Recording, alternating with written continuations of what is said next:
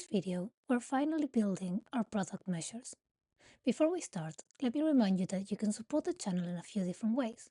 You can buy merchandise on our store, become a member on Patreon, or support us with donations on Ko-fi.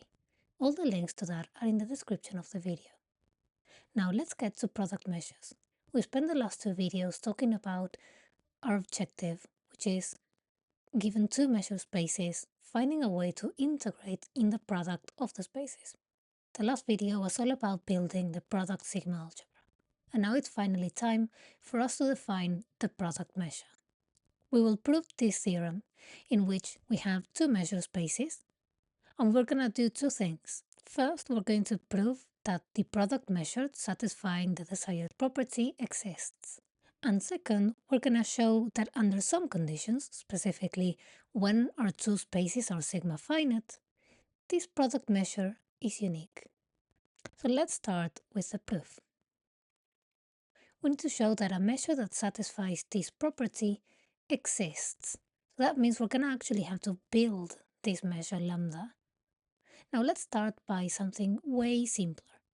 If I give you two sets, E in the sigma-Algebra of X and F in the sigma-Algebra of Y, such that there exist some sets E1 and so on, all sets in the sigma-Algebra MX, and F1 and so on, a countable amount of sets in the sigma-Algebra now MY, that satisfy that I can write this product E times F as the infinite union of each of these sets EI times FI, and such that this union is disjoint, then what we would expect to be the measure of the product, that is the measure mu of E times the measure nu of F, is equal to the sum of all these smaller parts up to infinity, measure mu of each E sub I times measure nu of each F sub I. So what are we saying with this? Well, let's imagine that this is our product space. So this is X with our measure mu, this is Y with measure nu, and we take some set E here and F in the sigma-algebras, and we're now considering this rectangle E times F. But over here, what we're saying is, well, actually, you can write this as a union, infinite union, but countable, of products of smaller rectangles, E sub I times F sub I. So if you can do this, then you actually also have this desired property. This is in a way giving consistency to the things that we want to prove. So this is one step that must be true for us to actually have then our measure. So let's start by proving this claim. So I give you these two sets that you can decompose as an infinite union of smaller products. Then you have something that seems to make sense. When you try and measure the whole rectangle, it's actually the same as measuring all the smaller rectangles. Okay, let's prove this. And for this, we were going to be using integration, and in particular, the monotone convergence theorem. So let's start by talking about characteristic functions in these sets. So let's start thinking about a point here in our product space. Let's denote this point by coordinates x and y. And let's see what happens when I take the characteristic function of E evaluated in x times the characteristic function of f evaluated in the second coordinate y.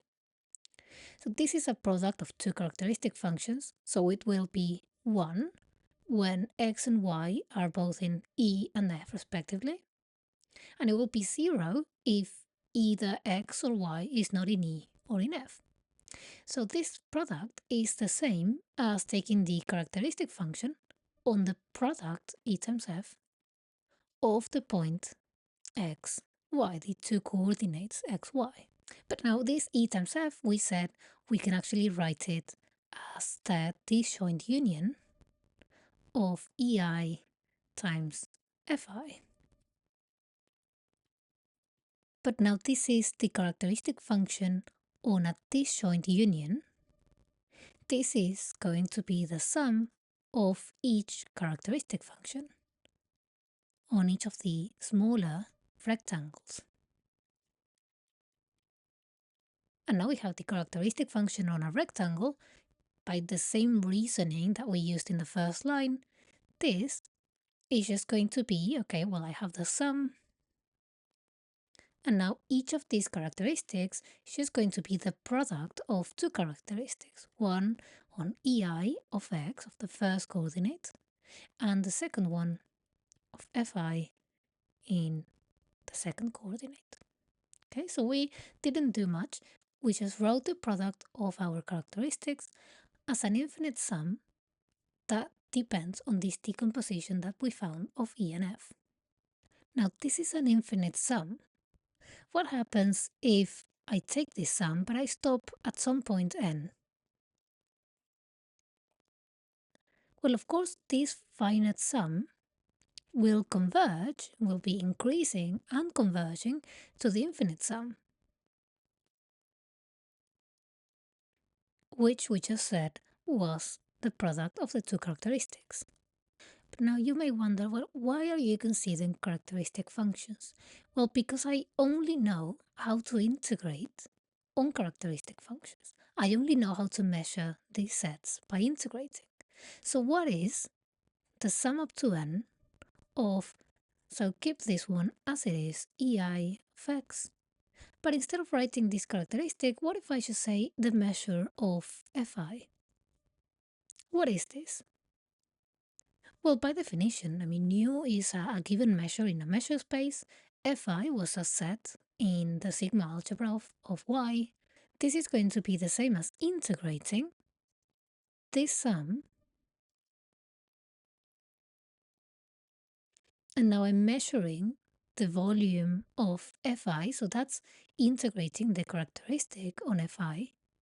This is in a variable y. Here, this term x, it doesn't play any role. It's just a constant with respect to nu. And then integrating with respect to nu of y. But we just said that this is converging to this other thing. And so, using just the same property as before, now with the monotone convergence theorem, we can see that this will go to the integral of, well, the characteristic on E, the characteristic on F, and then the nu of Y by monotone convergence theorem. And what is this? Well, now I have this characteristic of E, doesn't depend on Y, so I can just take it outside of the integral. And then I have the integral of the characteristic of F with respect to nu. So that, by definition, is just nu of F. But now I can play the same game with the characteristic on E and the measure mu to say that also by monotone convergence theorem, the sum up to m of the measure mu in each of the E's of i's times the measure nu in each of the F's of i's, this will now go to the measure mu of E times the measure nu of F. It's just using the same trick again of writing this as an integral with respect of mu of the characteristic function on E. And then that's it. This is pretty much what we wanted to show, because this is no more than the infinite sum of the measure of each of these sets. And we're saying that this will be equal, just by conversions of this sum, to this. And remember, that was exactly the claim that I made at the beginning. The product of the two measures on E and F is equal to this infinite sum of the product of each of the rectangles. Okay, so we made this first claim, but now how does this relate to this theorem? Remember, we needed to show the existence of a measure lambda. Well, now we get to the difficult part, which is we actually need to define this measure lambda, and we want to use this property that we know how to, in a way, measure this integration of these sets. And the reason why we're talking about rectangles is because of the way our algebra was defined. If you don't remember that, please go back to the previous video where we defined the sigma-Algebra as the sigma-Algebra generated by a very specific algebra, which was formed basically just by products of sets in the sigma-Algebras, so just by rectangles. So now let's define this measure lambda. And if you remember the first video on product measures, we said that we were going to define lambda not in the sigma-Algebra, but in the algebra, and then use Caratedori's theorem to extend this measure to the sigma-Algebra. So we have two sigma-Algebras, mx, my. So lambda is going to go from the product algebra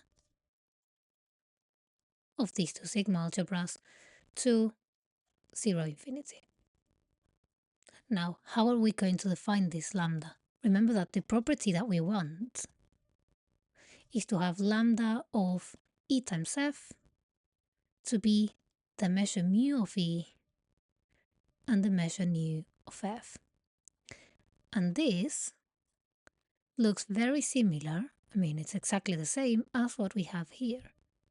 So we know how to calculate this side by decomposing this product as an infinite product of smaller rectangles. So that gives us the hint of how to define this measure lambda. Now if I give you some rectangle here in the domain, so in the product algebra, now R is an element of this algebra which we defined in the previous video. So we know that R is going to be a union of these joint rectangles. So R is a union of EI times FI. And this is a finite union because this is an algebra. So this is, remember, just by definition of this algebra. If you don't remember, please go back to the previous video, where each of these elements are EI are all elements in the sigma-Algebra of X. Fi are all elements in the sigma-Algebra of Y.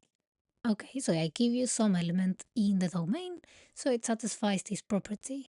Now I have to define lambda on R. So how will I do that? What's lambda of R? Well, I already told you we want to have this property, and I was able to decompose R as a disjoint union of smaller rectangles. And we already know what happens with these smaller rectangles. When I take an infinite union of them, the product is equal to the thing that I want. So why don't I just define R, or the measure lambda on R, to be just this sum? Well, it's going to be a finite sum, but we'll see that that will be okay. So this is just going to be the sum up to n, because that's how big my union is, of, well, the measure mu on each of the E sub i's times the measure nu on the F sub i's. Now, if I define it like this, it kind of makes sense that my measure lambda will satisfy this property. But of course, now we need to show that. So what are all the things that we need to prove about this pre-measure lambda? Well, quite a few things actually. We need to show that lambda is well defined. We need to show that lambda is a measure on the algebra mx times my. And finally, we need to show that lambda satisfies the property that we wanted. Now, the proof of one, I'm gonna leave it to you because it's a bit of a mess, but it's not too complicated. Basically, what you want to show is that if you can write some set R as a union of EI, FI, but then someone else comes and they give you another decomposition. Let's call the other decomposition 2i times F2i, and this one's f1i and f1i. So I have two different decompositions of the same set, the same rectangle R. So these two unions, they give you the same rectangle. Then you actually want to show that the measure is the same. So how was the measure defined? Well, you want to show that this sum up to n of the measure mu on the rectangles 1i times the measure nu on the rectangles f1i. When you add all these things together, basically when you use your definition for this decomposition, you actually get the same as if you use the other one.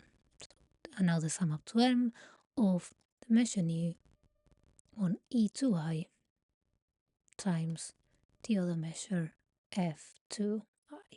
So again, this is not difficult, but it's a bit of a mess. You have a lot of sub-indexes and things, but it should follow quite straightforward. Remember using the claim. And by the claim, I mean the first thing we proved in this video. Now the proof of number 2, showing that it's a measure, I'm also going to skip it, but you just have to prove the usual properties of measure. So this is proven by just going back to one of the first videos in the reproduction list and following those definitions. But now we need to prove 3. And 3, we need to show that the lambda measure of the rectangle product is the same as the other two. But this just follows trivially from all the work that we did before. It's just the way this measure is defined and the claim. So really, there's nothing to prove in number 3. It just follows by definition and by the claim that we already proved. Okay, and now you may think, oh, we're done. This proves the first part of the theorem. Let's go to the theorem. We had to prove that we could have a measure on the product sigma-Algebra. Now, notice the difference in notation. Here we have a circle, whereas what we have proven so far is with the algebra that generates this. So now comes the most important point in all of this, which is, well, we have a measure on an algebra or a pre-measure, then we can extend it using Caratadori's theorem. So let's write that down. So what we've proven so far is that lambda is a pre-measure on the algebra. Now Caratadori's theorem allows us to extend this pre-measure to a measure now defined on the sigma-Algebra generated by this algebra. And so this finishes part 1 in the theorem. But part 2 follows very easily because we know that this extension will be unique if the spaces are sigma-finite. So part 2 is just trivially from the theorem itself. So all the hard work was really just done in previous videos. And the only thing we needed to worry about was how to define this measure on the algebra. Once we have the measure on the algebra, everything is done. We can just apply Caratadori's theorem, which solves everything. And that proves the theorem and allows us now to talk about the product measure lambda. Now the notation that we're going to be using for this measure lambda is not lambda, but if I give you two measures nu and mu, then the product measure will be denoted with a product here. Now remember, as I mentioned in a previous video, this is just one measure. So the symbol is just representing the product measure between these two, but it doesn't actually mean anything. I could call it lambda, but just to be extra clear on what I mean, this is the notation that we'll be using.